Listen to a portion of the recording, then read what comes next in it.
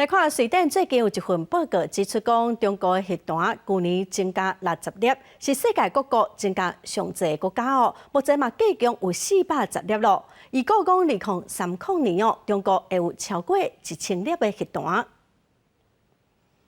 根据斯坦福国际和平研究所设立的推估，中国的核弹头数量伫2022年一月到2023年一月1年内，大量增加17%以上。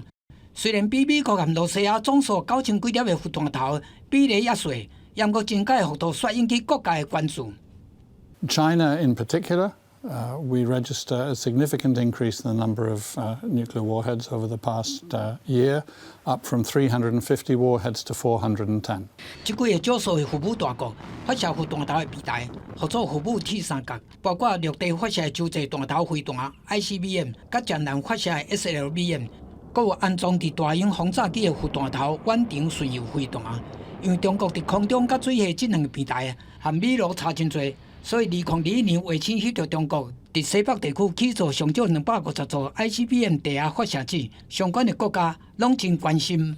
It looks as if China may add more nuclear warheads at about the same pace that it is now, or a little bit more, for the coming years. There has been satellite evidence of quite a considerable program of building of missile silos.